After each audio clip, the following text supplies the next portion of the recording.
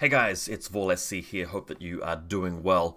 So Corvus Belli has now released this new ITS tournament system pack, ITS Season 12 as we are referring to it.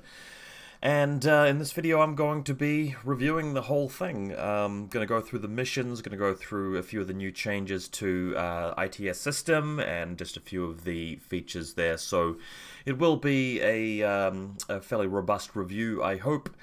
Now, as always, I have to put out the disclaimer, as this is going to be a review. I will say some positive and optimistic things about the changes and features that I like, but that also means that necessarily I will be also criticizing the things that I don't like, criticizing Corvus Belli, and generally pointing out the things that I think are failures in the ITS tournament system.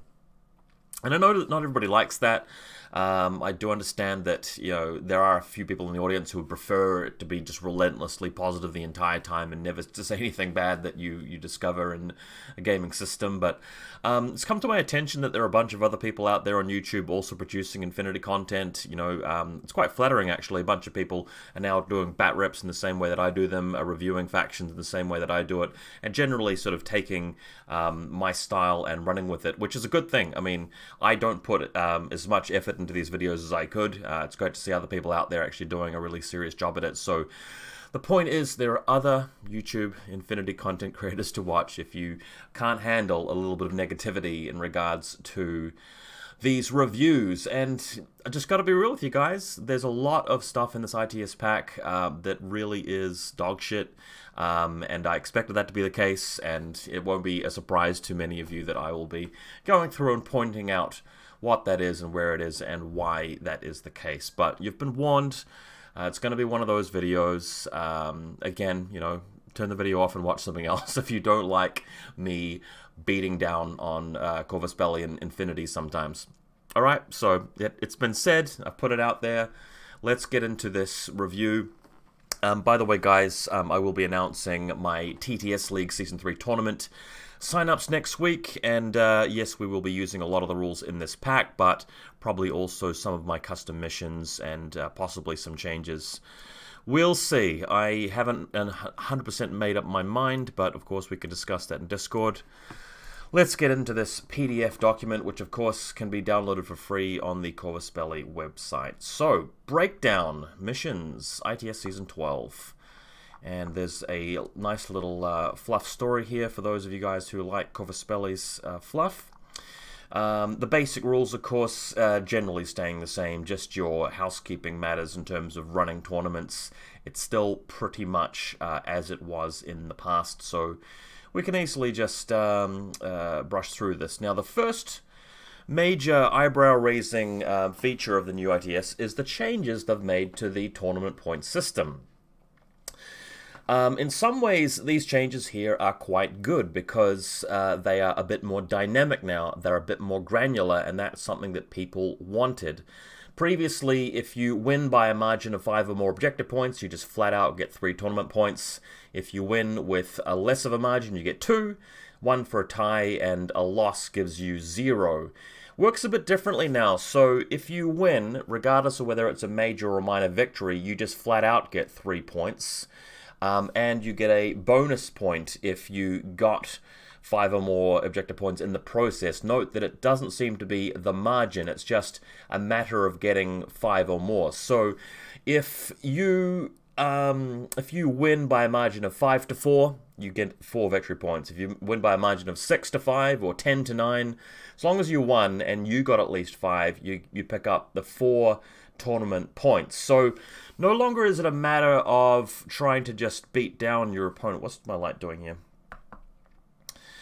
No longer is it a matter of just trying to beat down your opponent by as much of a margin as possible. It's now about sort of farming them a bit more. It's actually trying to milk enough of it so that you actually just get 5 or more points, and preventing them from scoring isn't as big a deal in some of these missions where, you know, normally you'd want to stop them from doing this and that so that, you know, the margin is 5 or more. Now it's just a matter of accumulating at least 5, and, you know, it doesn't really matter what they do, just as long as you have more points than them at the end of the game. So that is an interesting change.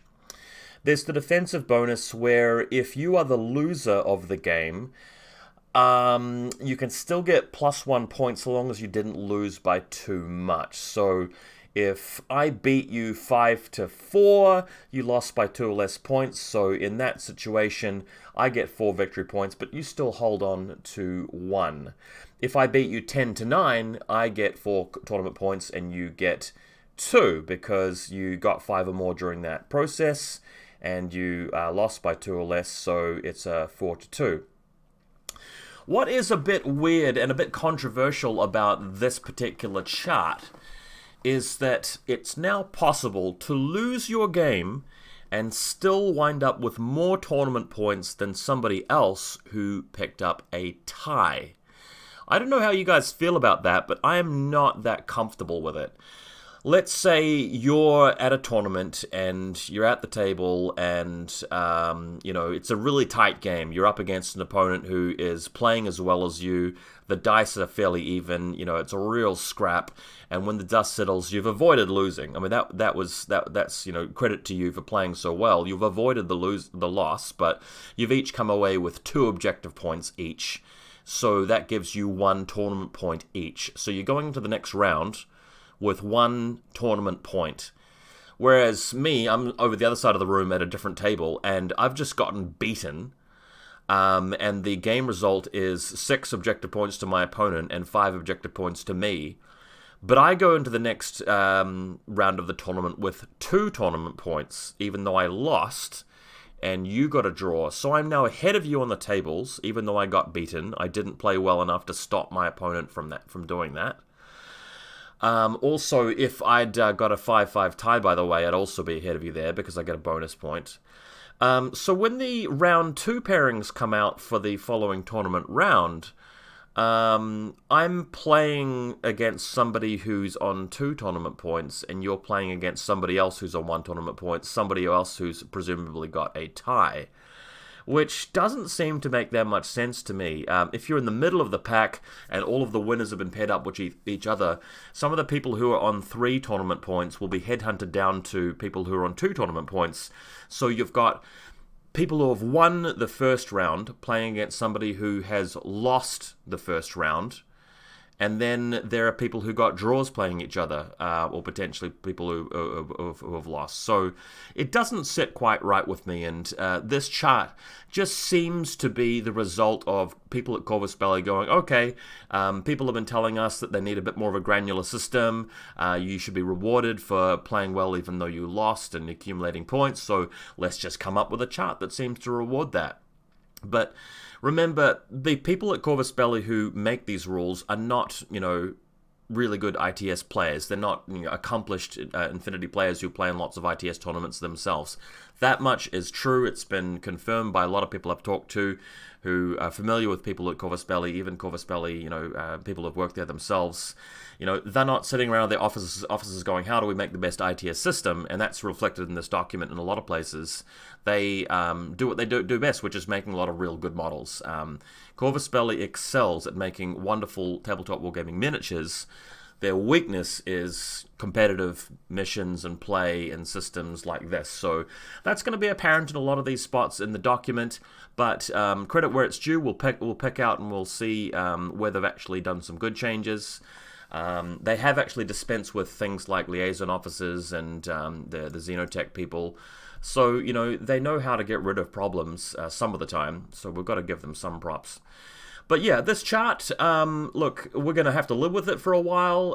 In my next TTS league, it's likely that we'll use it. I want to sort of give the rules a chance before I start messing with it and introducing all of my own sort of idiosyncratic house rules. I don't want to do that too quickly, so do expect to see this chart being used in my next event, but I'm skeptical about it, whether it will stay for any events beyond that. We'll see. Time will tell.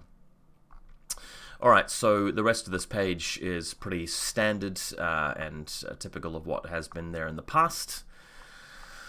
Now, when N4 first came out, the synchronized civilians and everything weren't in the main rulebook. That's because they appear in ITS packs. The rules seem to have come back. I'm not seeing any drastic changes here. There may be maybe some small tweaks here and here, but I'm not seeing anything too drastic in the way that civilians work. I want to point out that there are some missions, and we'll get to them later, where it's actually to your advantage to synchronize civilian with your own HVT or designated target and move it to somewhere safer on the table. That is a very strong tactic, and I suggest that if you're playing a lot of ITS events, read up on these pages here and make sure that you understand how this rule works, because it can certainly be leveraged to your advantage. Similarly with case fact, that's very important in missions where there's that classified objective which requires you to complete the case fact classified card. And don't forget about long service as well, guys. This is an important factor if you're running a special character and you're trying to complete classifieds which require you to do something with a veteran trooper. Okay, so extras. They have changed this up a little bit. Escalation tournament, I believe this is more something for newer players. I think a lot of newbies like the idea of starting out with smaller games and ramping it up. I've never been a fan of this just because Infinity is a game that is designed around 300 points. I sometimes like playing 400 points just because the more points you have on the table, the more it has to do with positioning and decisions and strategy and less to do with dice rolls. Whereas if you're playing a very small game, it's more about the variance, and as an experienced player, I prefer that it to be less variance rather than more. Free game, so what they're saying here is the opposite of how Tactical Window used to work. Now we have, by default, the entire game revolving around a 15-unit cap. Corvus Belli are saying here, look, if you really want to, you can play a tournament without that cap. I think that is a little bit too all or nothing. I have always agreed with the idea that there needs to be some sort of restriction to massively spammy lists. The only problem is the execution and how they have done it. The hard cap of 15 models is, and so many people that I've talked to have echoed this and agreed with this, the way they've imposed that hard cap is just a bit too ham-fisted. It's crude, it doesn't address the real issues and create some of the issues of its own. What it's actually done is it seems to have homogenized Infinity in such a way that people are running lists with 15 models in almost ubiquitously, and it's much easier to sort of spot closed information now. What I would like to see here, instead of this free game mod, is just simply a raising of the cap. Why not make it a maximum of 17 troopers, or 16, or 20? After my next event, I might be putting out a vote and asking people, look, do you want to keep it at 15? Would you be okay with 16 or 17 or 20? And just seeing generally what people vote for and trying out an event where you can go over the limit a bit more. That would be very helpful for Hakislam and Ariadne players, and I think that, Combined Army and Nomads and, Pan-Oceania are still going to be fine with that kind of lifting of the limit. Spec Ops is a fun little one. I do not recommend anybody use this for serious events just because it helps some factions more than others. It's just not really fair to mess up the playing field too much with Spec Ops. Similarly with Soldiers of Fortune, yeah, it's fun, it's interesting, it's novel, but what it results in is a big bonus to some factions but not others. Joan of Arc really likes Soldiers of Fortune because she's got a whole bunch of extra models which she can turn into regular orders very cost efficiently, which is not really fair because other factions don't similarly get to use Inspiring Leadership. Reinforced Command, just can't understand why that would be an optional extra. The loss of lieutenant rule is a good thing in Infinity. It gives you a tactic, a strategy that you can opt for other than just going for a war of attrition or other than just simply focusing on the scenario purely. It's a good thing for there to be a variety, some diversity in your game plan and your approach to selecting a game plan. You also pay extra points for lieutenants which are good at survival. So it seems strange that they would just want to throw this in. I don't really get the reasoning for it. I would never use this. I want there to be that dynamic. It also detracts from the inherent value of playing Morats, for example, where you have a lot of troops with veteran, where you don't really care about going to Lost Lieutenant.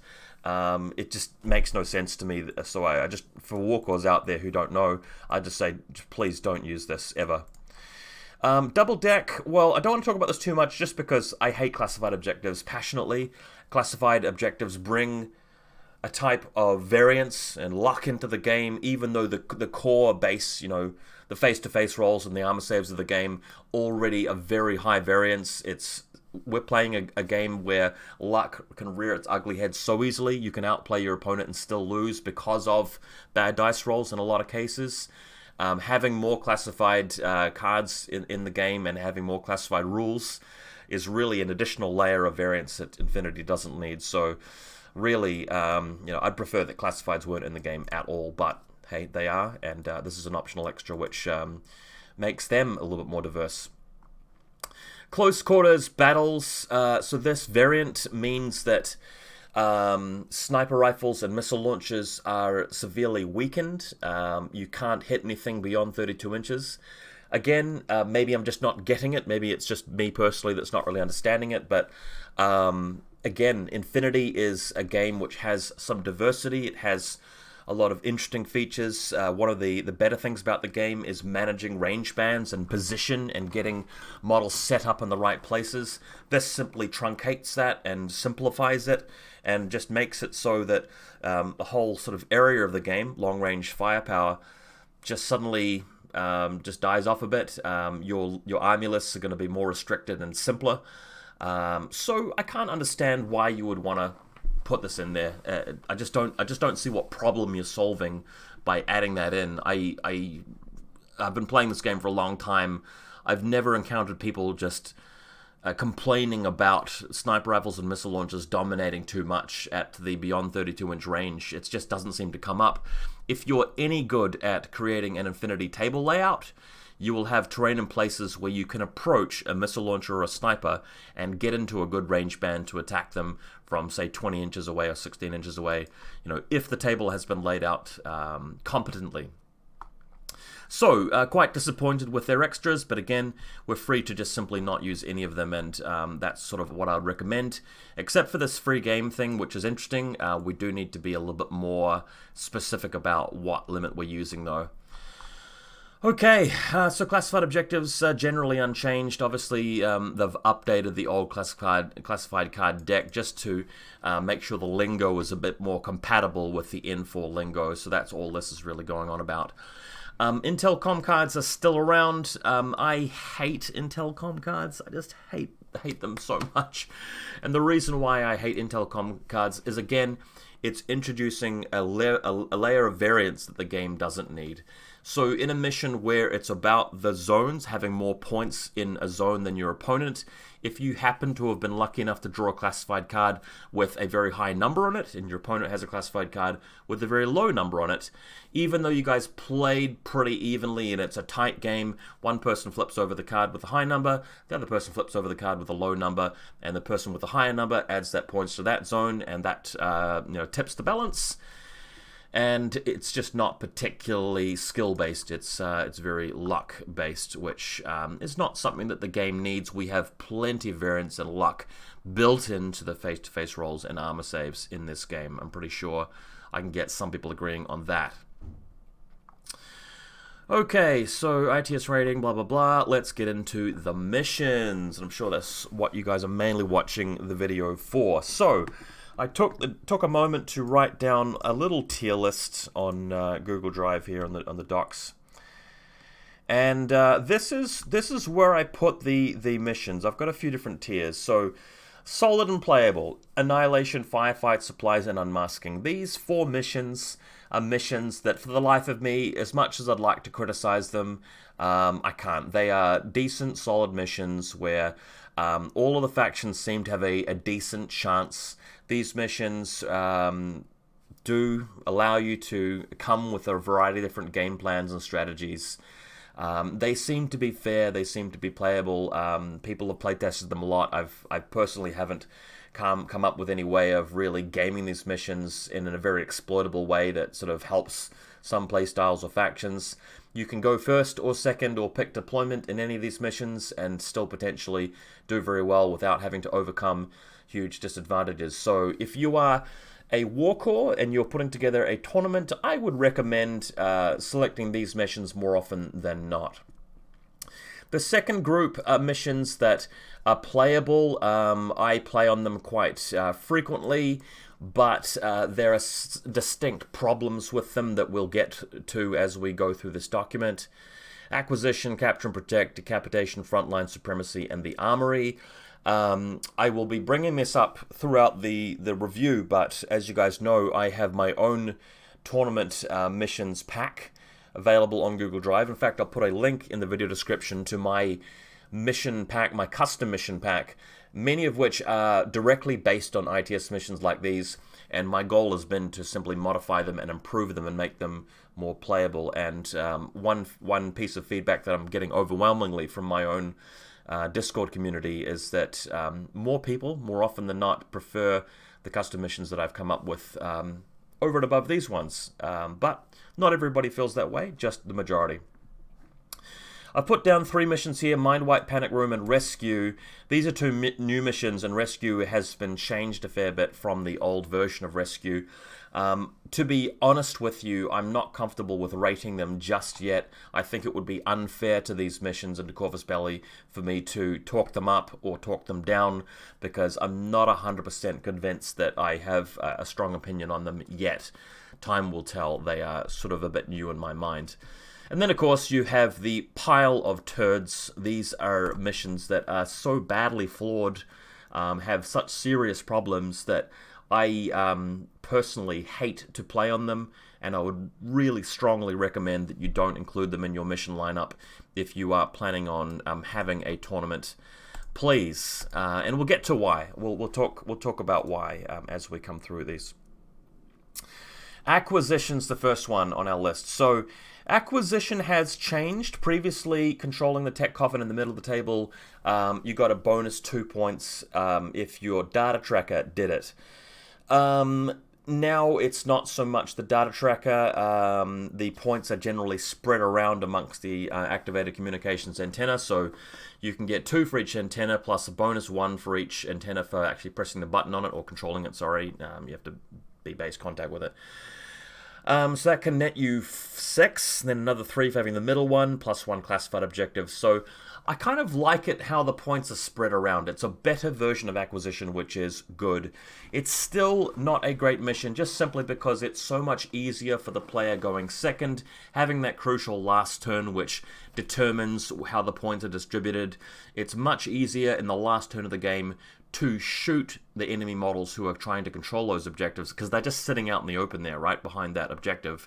It's much easier to just shoot those guys and move something of your own onto the objectives than it is to devastate your opponent and put your troops out there and have them hold and survive through an entire counter turn.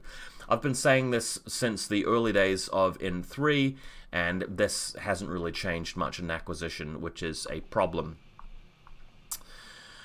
Okay, moving on. Annihilation, a classic. This is quite a boring mission. Although the name Annihilation seems to imply that it's all about just blowing things up and trying to kill as many points as possible. If you're up against a competent opponent, the best way to win this mission is just to be cagey and to hide stuff more successfully than your opponent and just pick off the little things. My mission, Oblique Assault, you guys might prefer that, because that mission has a couple of different ways to win, and it's about the margin. It's about the difference between what you've killed and what they've killed. And if the game is too stalled out and neither player is really killing much of the other side, you know, the tie is broken by that push to the middle to actually secure those objectives with your specialist. So I definitely recommend checking out Oblique Assault and playing it over and above a mission like Annihilation. Moving down to Biotech War. This mission, unfortunately, has still not really undergone any big changes. It is a strange mission in that your deployment zone is smaller, so you have to be very careful with table layout. Unfortunately, some people are going to go to tournaments where the tournament organizer has laid out all the tables. Biotech War happens to be one of the missions, and they simply haven't bothered to sort of change the deployment zones around to account for the fact that you know, some tables are not going to have much in the back half of the deployment zone. And then, of course, there's the whole, you know, Biotech War thing where if you stay in your 12-inch strip of the table, you're going to start taking damage. You're going to start taking that damage 14 BTS hit. This is a very polarizing mission. Some people like it, some people hate it. I am firmly in the camp of people that hate the mission. And the simple reason is that it is easier for some armulists and some faction sectorials than it is for others. If you are playing Toha, you have models which can take a hit and then not die. They simply just transform down to their second version, the Symbiont armor. Secondly, you have a list full of link teams, so you can cost efficiently, order efficiently move into the safe zone. You have the symbiomates, so if your opponent's plan is just to try and set up AROs and shoot you as you move into the middle of the table, it's a bit easier for you. You have access to Eclipse grenades, you have the symbiomates, you can move out there successfully, and your opponent may be stuck having to spend coordinated orders and stuff like that. So it's just not really a very fair mission if you're considering the entire, lineup of sectorials and armies. I mean, imagine playing like US Ariadne. You've generally got a lot of troops which have low BTS. You can't really leave people lying around. You don't have any hidden deployment. And you're just trying to move your troops out to the middle of the zone. You'd ordinarily be taking a lot of foxtrots and infiltrators, but they are suppressed by this confused deployment rule. So it's just not a very fair mission. I'd really recommend not playing it. Capture and Protect is a pretty clean mission, pretty straightforward. It's about getting the flag, basically.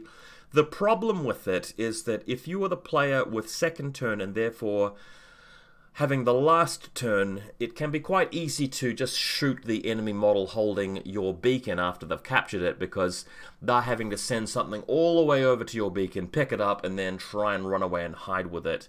I would strongly recommend checking out my mission titled Recovery, because I have made the modification whereby if you pick up the enemy beacon and hold on to it by the end of that turn, even if it's turn 1 or 2 of the game, you will get some points. So you're rewarded for at least trying, you're rewarded for at least holding on to their beacon for a period of time, and of course rewarded even more richly for having it at the end of the game like you do on this mission. But the mission is a bit more granular in that way, and it's not all or nothing, and it's not necessarily a, go second to have a chance of winning. It's not like that. So this mission is flawed. It can easily be improved. I believe that I have improved it.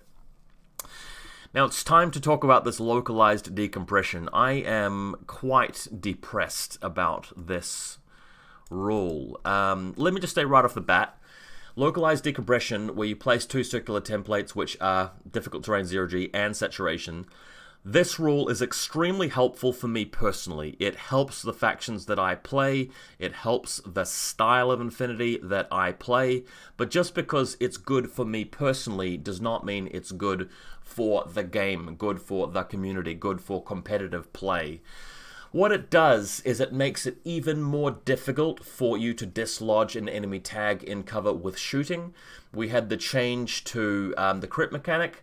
So if you're firing an HMG at an enemy tag, they are more likely to survive than they were in N3. But now you can simply put a zone like this right in front of where you plan on just camping your tag, and that tag becomes an even more powerful ARO piece. You don't have to invest in like a Dazer mine layer like you did in N3 for your Avatar anymore. Avatar is probably the best thing in the game at the moment. It has just been buffed even further by this rule, which kind of disgusts me, to be honest. I mean, Noctifus didn't need any help. They are way better thanks to that saturation zone sitting in front of them. Factions like Nomads, which are very good defensively, which have plenty of total terrain, multi-terrain units that just want to defend with all of the hacking and crazy koalas and all of that, are helped out by these zones, and unfortunately it makes it even more preferable to sort of go second and just defend than before. So they're exacerbating the problems with their own missions by including this rule, which I'm just so frustrated by. It just smacks of just horrific incompetence in my view. So sorry about the negativity, guys, but really feeling bad about it.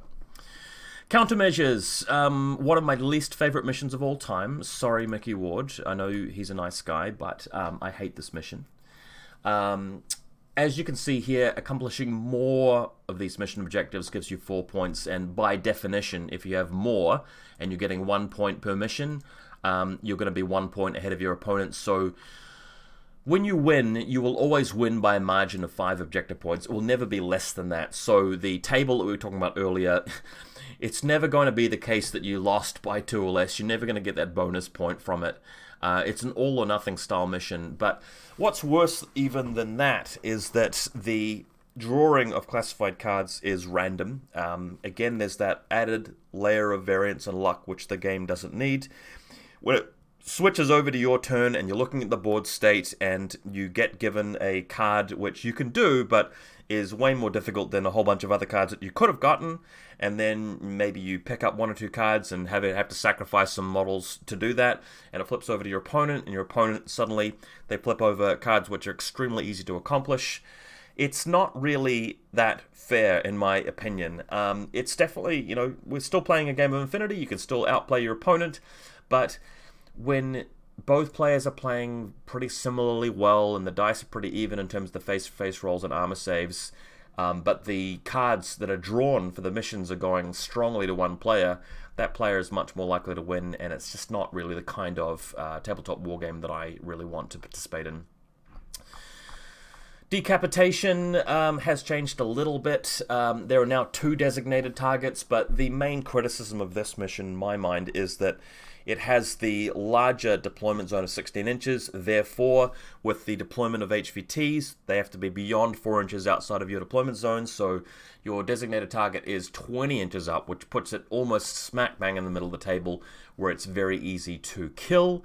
So one advisable tactic is to take the first turn wherever possible, shoot your opponent's designated targets immediately, getting 2 points, and then synchronize civilian with your designated target and run them away. And if you do that, then you will be ahead on the targets. You might even get to a stage later in the game where nobody's killed anything. That unlikely comes up, but if it does, you will win. Otherwise, it really is just a matter of killing more army points. Assassinating lieutenants can be very difficult.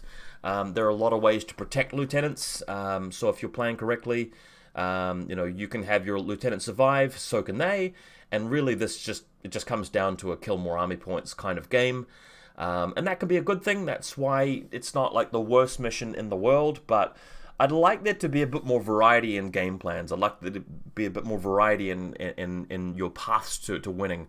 When I design my custom missions, I usually put a few different factors in there, a few different ways you can get objective points reliably, whereas really it's, you know, go first if you possibly can, kill the designated targets, drag yours to safety, and then try and pick away at your opponent with the army kills if you want to win this one. So I don't love it.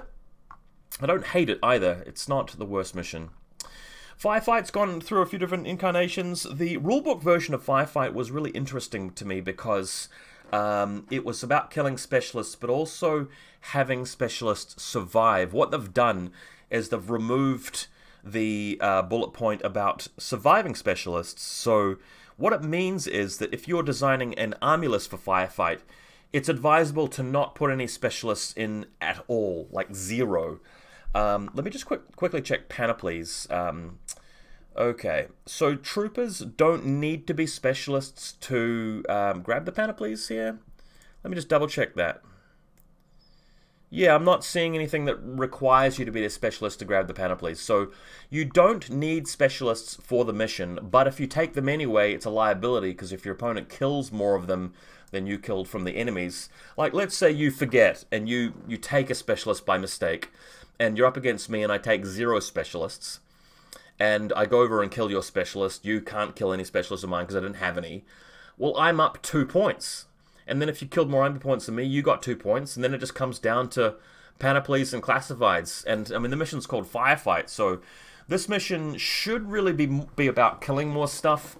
Again, if you like this style of mission, I'd recommend checking out my mission, Oblique Assault, where there are categories for the difference between army points killed from your own opponent, and also if you If you can't quite get a big lead on that, the game can be won by putting specialists next to consoles at the end of the game. I feel that's a better mission. But for those of you guys who like firefight, great. There are 3 classified objectives. Again, classifieds are quite random. They take away from player agency and skill, in my opinion. If you happen to draw 3 really difficult ones and your opponent gets 3 really easy ones, then they're at an advantage through no act of merit. By the way, designated landing area, that's very helpful. I note that if you are playing a Liu Xing from the Yu Qing faction and it has the Evo Repeater Control jump on, it's going to be landing automatically on a 20 or less. So don't forget about this mod when you're playing this mission. Again, localized decompression. Why would you do that? Alright, moving on. I could talk about the new chart for Panoplies, but I'm not really going to. I don't think it's super interesting. Frontline is a mission which is quite playable. It's quite popular. I don't particularly like it, just because although it appears to be about shooting the enemy up and dominating the game, and you know many games do end in that. This is a mission which is great for going second because you will have that crucial final turn of the game. Your opponent will have been forced to move troops out into jeopardizing situations where they are more easily picked off, and you can have that final turn to decide, has my opponent committed to which sector? And you simply can outpoint them on that particular sector with the bulk of your models, or shoot the models that you need to, or ignore one of the sectors that they were trying to protect and just shunt your models over to the other one, which can be doable if you have a lot of camo state stuff, as if, you know, marker state wasn't strong enough. To make matters worse, there is this extremely annoying Intel comm card, and again, the person who, I believe, goes first, you know, and sorry, that's randomized actually, so if you're unlucky enough to have the first turn and unlucky enough to not get your way with this dice roll, you may be in a position where you have put a bunch of guys into the nearby zone and a bunch of guys into the middle, and just ignored the further away one. So your opponent basically goes, right, my opponent has slightly less stuff in this zone here. I'm going to move a whole bunch of hidden deployment and off-the-table stuff over into this zone, and then I'm going to wait for them to commit their card. Maybe you've actually put stuff in both zones, and they commit their card prematurely to one of these zones here, and you simply commit your card to the other one, and then of course you've put like a single 3-point model in your strip because you're the last turn and they didn't commit to it, and you win that way. So it's not really so much about you know, outplaying your opponent during the game in turns 1 and 2. In that kind of scenario, it's just simply about leveraging the tempo of having final turn. Again, I've put together some missions like Tempo War, where the scoring's done throughout the game, which I think you guys might like. Do check that out. Highly classified, again, in the same way that I despise countermeasures, I also dislike highly classified. Highly classified is a bit different because both players have to achieve the same objectives, which is a bit fairer because you know, everybody's got a level playing field there, but the problem is the bonus secondary classified objectives, which usually are what swings it. Those, again, are randomly determined. So, you know, you might have 4 main objectives where 2 of them are really easy, 2 of them are really hard, and you both get the easy ones, but neither of you get the hard ones. And then one player happens to get more of these secondaries than the other just because they happen to have picked up the ones that are very, very easy to accomplish. Again, and this applies to countermeasures as well, I don't really like going through a game where, you know, your opponent's set up an ARO piece like a flash pulse spot and you just can't really shoot at it, because if you do, they might actually have the test run objective where they can revive it. That flash pulse spot is likely to just go unconscious and just drop prone behind a wall, giving them the chance to complete that classified.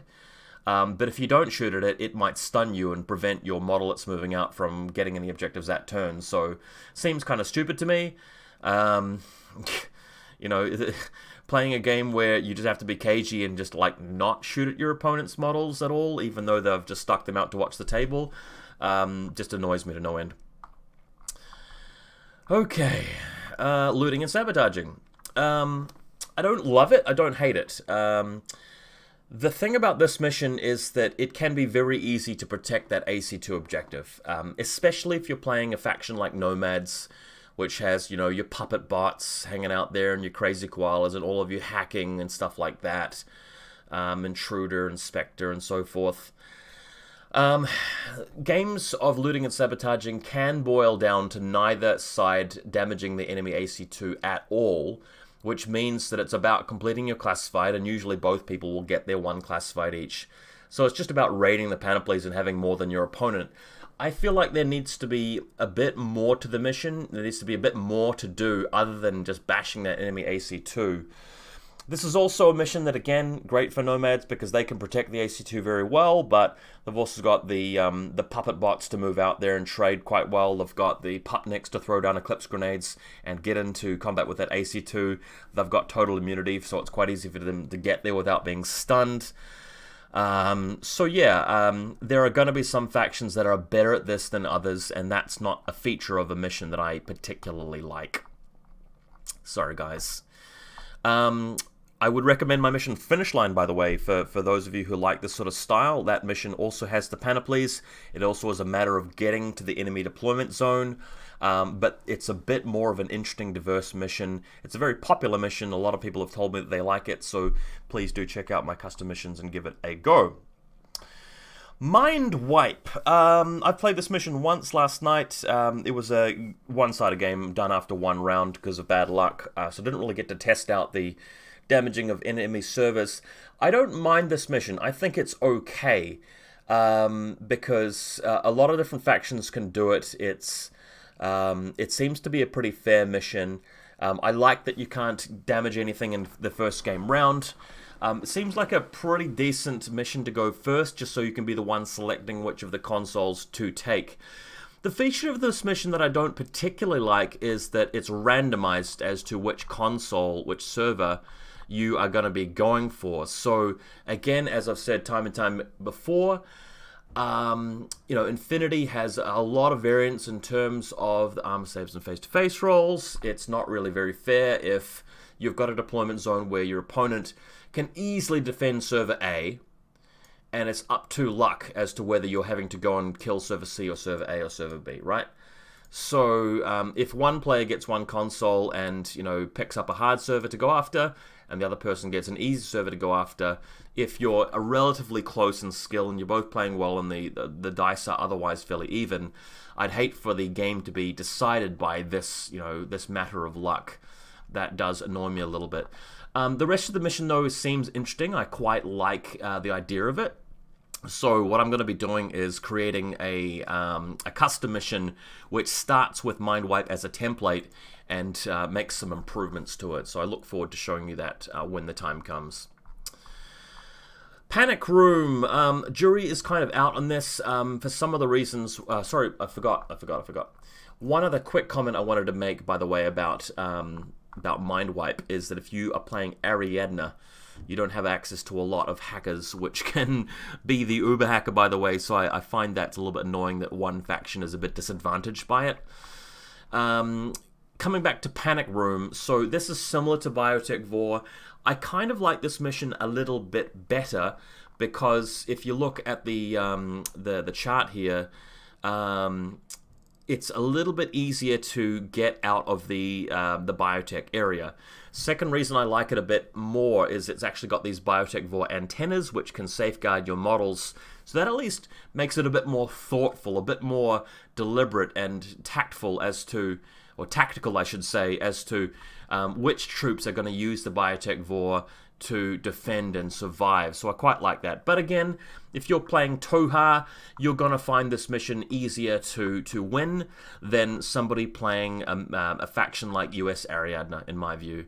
And for the reasons we mentioned before, I mean, if you've got low BTS units, they're less likely to survive if you just try and keep them there for a turn. If you don't have lots of really good link teams, you're going to find it hard to move everybody out. If your models are not very durable and resilient, you're going to get picked off by enemy snipers if you're having to go first to move into the zone to get out of harm's way. Just a bunch of these reasons, right?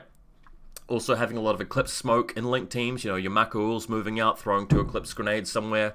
Not every faction can do that, but that's a very helpful thing to be able to do if you're playing this mission, right? So it seems like this mission is gonna suck, but it could be improved, it could be worked with. I think it's a little bit better than Biotech War. Power to Pack, one of my least favorite missions of all time. This is a mission where, again, it's end of game scoring and partially end of game round scoring. That type of scoring is, again, very easy to do if you're going second. As always, if you're forced to go first, what you're going to be wanting to do is to cripple your opponent, get control of the game, shoot them up so badly that they can't move on to those objectives. The problem with that is, it's even easier to defend than it otherwise would be because there's a massive fuck-off saturation zone right through the middle of the table. So if you're sitting there with your Noctifer and your Avatar and your Flash Pulse bots, blah, blah, blah, blah, blah, and your opponent's trying to gun you down with a Bulleteer or something in a link team, the -1 burst that they're having to go with means that they're going to be flubbing their dice rolls more often, and you're going to be, you know, called on to take less armor saves, and the damage that they're able to inflict on you is way less, so defending's way easier. Moving on to the middle objectives and pushing your opponent off them is just going to be easy to do at the end.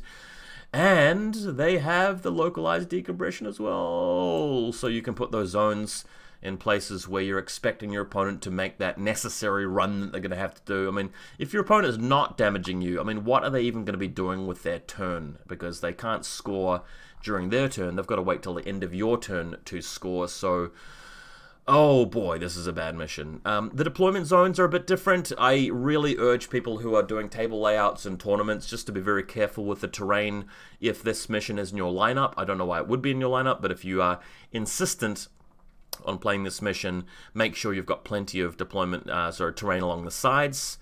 It also is worth noting that you can put your HVT right along the back because it just has to be beyond 4 inches outside of your deployment zone, and the deployment zones are of a different shape, right? Quadrant Control, a nice, clean, simple mission, pretty easy for teaching new players. Again, you guys know what I'm going to say about this before I even say it. It really is helpful if you are going second because it's easier to move into the zones and kill enemy models that are hanging around in them. You do get a bonus point for dominating the quadrant near to the enemy, but that's just a lot harder to do if you're going first. Having said that, you know, it's still possible to win just by doing a lot of damage to your opponent in the first game round.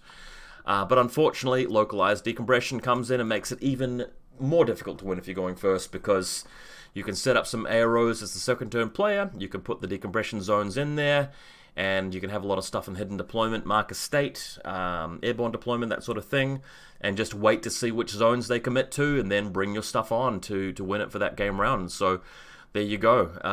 And remember, if they commit to one of the zones on your side of the table, that means less stuff for them to hold the quadrants next to their own zone, so you can pick and choose where to move your troops. You have the luxury of being in position. I don't know if you guys play poker, but if you play poker, or Gwent for that matter, going second is always better, because you can sort of see where your opponent's committing, get their information first, and then act on it and play optimally. Same is true of a lot of ITS missions written by Corvus Belli. To make matters worse, Intel Com card, again, that's a luck-based thing, but you're adding the value of a card with a random number on it to the zone, so even if your opponent played really well going first, swamped the zones with a lot of troops, and you didn't play as well as them, but you're able to get some troops into the zone, if you lucked out by getting a high-value card and they had a low-value one, you might even have enough to swing the control of a crucial quadrant and win the game that way, because you picked up a better, higher value classified card, which to me really stinks.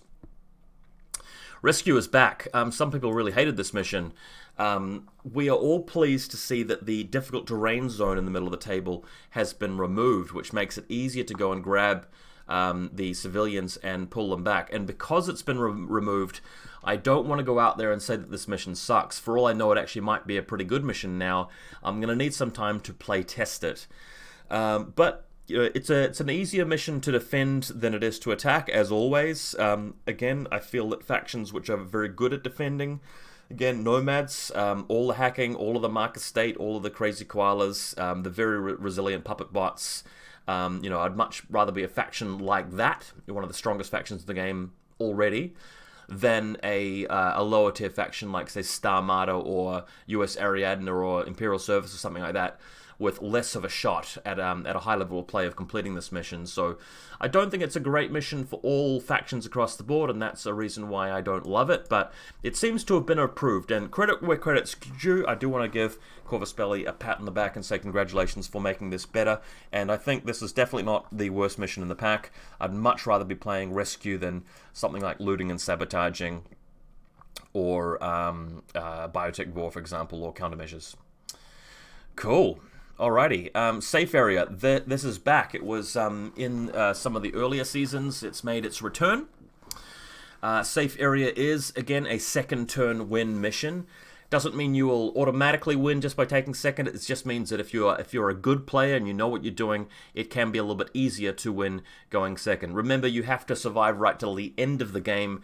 So in some ways, it can be a bit better than Supremacy, but in other ways, an opponent who is good at being slippery, good at just hiding in Marcus State, and, you know, a lot of mines spread around, just really good at playing conservatively, can just beat you by doing that. The other problem is that controlling the consoles, it's just a matter of putting your trooper next to it rather than pressing the button. So let's say you've gone first and you've held on to the quadrants on your side. You haven't been able to commit big troops onto my quadrants, meaning that in the final turn I move in and I secure my 2 quadrants very easily.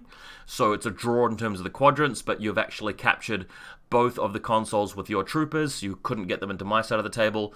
Well, what I can do then is actually just move a couple of guys out with an HMG, shoot the models on your consoles, and just put 1 specialist base contact with one of my quadrants, and then I'll win by that 2-point margin, because it says at the end of the game, if your adversary doesn't control any consoles and you have at least 1, you've got 2 objective points there, plus this additional 1 over here, so you win by 3 points. They will not actually get the bonus for losing by less than 2 points. So my suggestion is go second, play conservatively, and just be ready to snipe the people holding those 2 quadrants with an HMG, and you're good to go. So based on that, not the fairest mission in the world, not the most well-designed mission in the world, in my opinion. Supplies, though, is a time-worn staple. Not really sure what I was trying to say there. But this mission is hard to argue with. It's a mission where you can go first, pick up the boxes, run away with them, and camp and win. It's a mission where you can go second by chasing your opponent down and shooting the guys controlling the boxes. They can't capture them by being in Marcus State. So it's a fairly fair mission and good for a lot of different factions. So props to Corvus Belli for always keeping this mission in the pack. It's a popular mission and it has been tested, and it gives everybody a decent game. So he gets the thumbs up from VaulSC. I will say, though, that if you, again, are playing one of the strongest factions in the game, aka Vanilla Nomads, you have the Eclipse Smoke to go in front of the coffins in the middle. You have the, you know, infiltrating specialists to grab the boxes. You can run away with them. You can have plenty of orders, and you have a very defensive army to stop them from coming and grabbing the boxes back. So, again, you're playing a faction like that. It's a bit easier to do that than a faction like Morats, which doesn't really have access to the same ability to grab the boxes efficiently and defend really efficiently and throw down lots of Eclipse Smoke really efficiently. You know, they can do it, just not as effectively as Nomads, in my view. So there is that, but still a good mission, very good mission. Cool. Did this one get the decompression bullshit? Oh, it didn't. Okay, great. So let's play supplies. Nice. I'll definitely be putting that in my my ITS event, I reckon. Supremacy. So this one's been around for a long time as well. It's about dominating more quadrants, and it's done per game round. And this mission can actually get interesting because even if you are going second, you're kind of having to commit troops throughout the game to dominate more quadrants, meaning your opponent can trade efficiently and just get such a lead over you by the end of the game that the tempo and the turn order isn't as impactful. Also, if you're taking the first turn, you can still put a lot of pressure on your opponent without winning on the quadrants if you hack up a lot of those consoles, because your opponent may not have the energy and the resources to take them back at the end. So for that reason, Supremacy is one of the better missions. Let me just quickly check for any other changes. Yay, there's no decompression zones. That's great. Hackers get a whip check for grabbing the consoles, which is good. Intel com card doesn't seem to be swappable for the points in the zones, which is great. So Supremacy, I've got to give it a thumbs up, especially relative to the other missions in the pack. The Armory has always been a tough mission because, again, second turn win. But yeah, I mean, it is possible to do enough damage to your opponent that they can't swamp the Armory and go for a re-steal. The Armory also does give you the chance to kind of protect your troops in there. I mean, you can just block the doorways with various things. You can have stuff in marker state inside the Armory. That does work. Controlling the Armory does mean that you may get some panoplies which do show up some interesting things for defending with. That may be helpful. You know, you can't really get a tag in there, but there's mimetism and extra armor and so forth, which can be quite useful for surviving once you're in the room. So it's not the worst mission in the world. I don't mind it. I also kind of like it that the way to get in here, you can actually have a specialist open all of the gates, or if you want to, you could actually open just the gate on your side by hacking it, if I can remember that. I'll come back to that. I also want to say that localized decompression here might actually be helpful, because if you're going into the room, you might be able to defend it more easily by putting the decompression zones on your opponent's side of the room. Are you allowed to deploy them on your opponent's side of the table? Any surface of the game table, blah blah blah. Okay. It remains to be seen whether that's a positive thing or not for the Armory. I'm not sure. I don't want to denigrate that rule too much for this mission. I just think it's a bad rule in general. But the Armory is definitely playable. I definitely prefer this mission over the other ones I've mentioned: looting and sabotaging, countermeasures, highly classified, all of that. It's not bad. Okay, unmasking has always been one of the better ones. I do like the fact that there is some skill involved in choosing which of your decoy is the real designated target. You can make it the one that's the most heavily defended, meaning you're more likely to stop your opponent from getting the points, or you can make it the one that's the least defended, meaning your opponent might not guess that one initially. So that's pretty cool. It makes spec fire kind of interesting for taking out designated targets. That's a little bit swingy, but I'll allow it. It's generally about midfield control, which I quite like. The exclusion zone's fine. Yeah, this mission, I've played it a whole bunch. It's generally a pretty good mission. All of the factions have a decent run at it, in my view. Not everybody has a lot of hackers, but every faction has access to hackers. As always, you know, Combined Army, Nomads just do better than everybody else at missions like this, usually, just because they're the strongest factions at the moment. But it's a reasonably fair mission, and rather than coming up with a custom mission that modifies it, I haven't really touched it. I think it's definitely a very playable one. Are we there? Are we done? Is that the whole pack? That is the whole pack. Woof, long video, almost an hour. Sorry to those of you who don't like it when I criticize Corvus Belli and call them incompetent and say that they have really shitty rules for their competitions.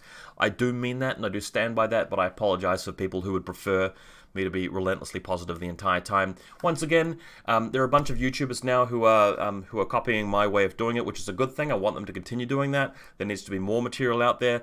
Some of my videos are quite low effort. It's great to see people actually putting really good animations and graphics and a lot of editing into their videos, which is great. So I'm not the only person that you have to watch on YouTube. Go and spread the love around. But this has been my review of ITS. I will be posting my announcement about the Tabletop Simulator League Season 3 within the week. So check it out, guys. There'll be a robust pack for that, and I love to see you guys sign up for it. It's going to be awesome. First N4 tournament from me on TTS, so looking forward to that.